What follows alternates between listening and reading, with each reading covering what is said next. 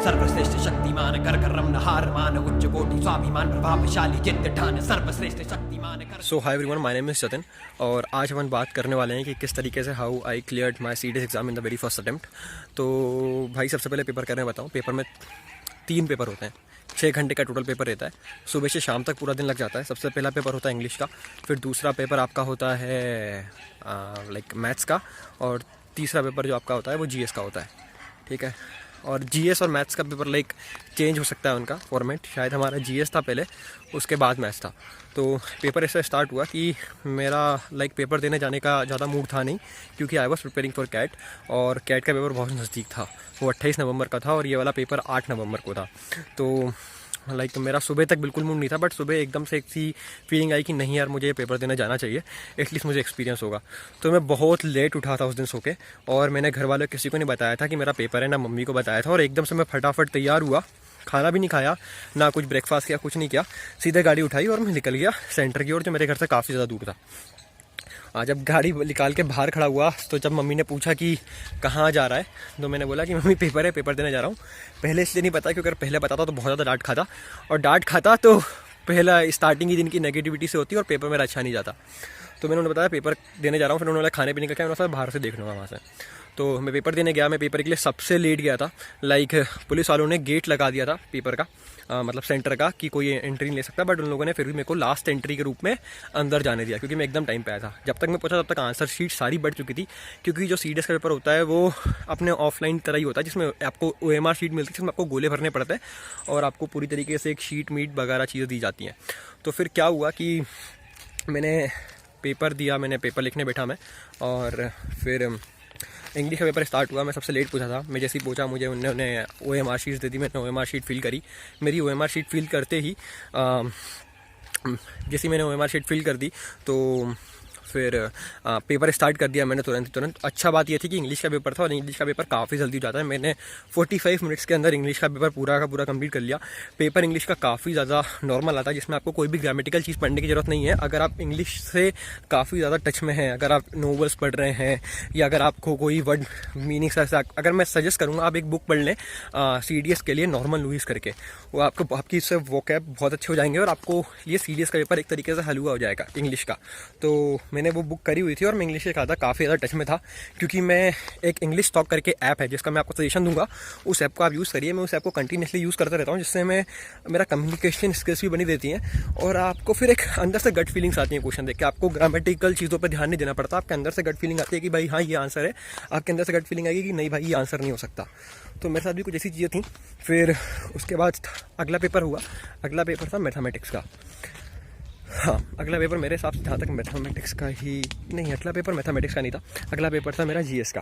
तो क्या था कि भाई मेरी जीएस बहुत ज़्यादा वीक थी, क्योंकि मैं लाइक कैट का स्टूडेंट था, तो मैं जीएस का ज़्यादा कुछ पढ़ नहीं रहा था। तो मेरे दिमाग में बस ऐसा ही कुछ था कि मुझे जीएस में बस एक कट ऑफ मार्क्स लाने। और मैं आपको इंग्लिश की बात बताऊँ तो मेरे इंग्लिश में अराउंड मार्क्स आए थे कुछ 75 के आसपास मेरे कुछ मार्क्स आए थे। इंग्लिश में टोटल 120 क्वेश्चन होते हैं, और जो मेरा पेपर था वो 45 मिनट में कंप्लीट हो चुका था ओएमआर में टिक करने के सहित। तो इंग्लिश में आपको काफ़ी ज़्यादा समय मिल जाता है। उसके बाद लाइक मेरे पास उस पेपर में 1 घंटे 15 मिनट बस फ्री बैठने के लिए थे, और अगले पेपर का इंतज़ार करना था। अगले पेपर के लिए हम लोग बाहर आए। मैंने जीएस के लिए क्या किया, मैंने इनसाइट एसएसबी नाम का एक चैनल है, मैं उससे वैशाली मैम का, जहाँ तक आपको सीडीएस वाले बच्चों को तो पता ही होगा, तो मैं उससे जीएस की प्रिपरेशन कर रहा था।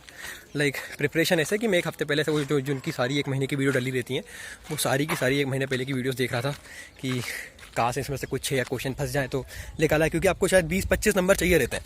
मुझे एक्जैक्टली वो भी नहीं पता था उस समय। हाँ, पर आपको 25 नंबर चाहिए रहते हैं अगर आपको आईएमए का कॉल चाहिए। मेरे को आईएमए का कॉल आया था और नेवी का कॉल आया था, क्योंकि मेरे उसमें इतने मार्क्स नहीं थे, और जो मेरे टोटल मार्क्स आए थे वो सीडीएस में 155 आए थे। तो आगे की बात ऐसी हुई कि मेरा जीएस का पेपर था। मैंने पेपर जैसे ही मेरा खत्म हुआ, मेरे को 1 घंटे का ब्रेक मिलता है। मैं 1 घंटे के ब्रेक में कहीं नहीं गया, मैं सेंटर के बाहर ही खड़ा हुआ। मैंने फ़ोन उठाया, मैंने यूट्यूब पे उनकी जो एक वीडियो थी जिसमें था कि all GS question for CDS paper, तो मैंने वो वीडियो देखना चालू करी। तो लाइक वो 1 घंटे मैंने वो वीडियो वही देखी। 1.5 घंटे की कुछ वीडियो थी, मैंने 2x पे चला के वही वीडियो पूरी की पूरी देखी। और गरिमा ये रही कि उसमें से एक भी क्वेश्चन नहीं फंसा। अब एक भी क्वेश्चन नहीं फंसा, जो भी मैंने पढ़ा था जीएस के, कुछ भी एक भी क्वेश्चन नहीं फंसा। तो अब आपको ये बात जानना जरूरी है कि वो मैंने कैसे निकाला, वो बहुत ज़्यादा इंपॉर्टेंट पार्ट बन जाता है। तो वो इंपॉर्टेंट पार्ट ऐसे बना कि मैंने क्या किया कि बात ये थी कि मैं न्यूज़पेपर पढ़ता रहता था। न्यूज़पेपर में कैसे पढ़ता था कि न्यूज़पेपर में मेरे को कभी नाम याद नहीं होता, मेरे को नाम याद करने में बहुत ज़्यादा डिफिकल्टी होती है कोई भी चीज़ की, कोई भी फैक्ट याद करने में। तो मैं एडिटोरियल पढ़ता रहता था, क्योंकि कैट की प्रिपरेशन में आपको एडिटोरियल पढ़ने रहते हैं, तो उस चीज़ से मैं नज़दीक था काफ़ी ज़्यादा। तो मेरे को जब पेपर स्टार्ट हुआ तो मैंने एक आइडिया लगाया कि मैं कोई भी क्वेश्चन ऐसा छोड़ूंगा नहीं जिसका मुझे अंदर से गट फीलिंग हो कि आई नो इट्स आंसर। ठीक है, तो बात ऐसे स्टार्ट हुई कि पेपर स्टार्ट हुआ और जो जो क्वेश्चन मुझे लग रहे थे कि हाँ यार ये शायद मैं सही कर सकता हूँ, तो आई टुक अ चांस ऑन देम। मैंने वो क्वेश्चन ट्राई करने की पूरी कोशिश करी।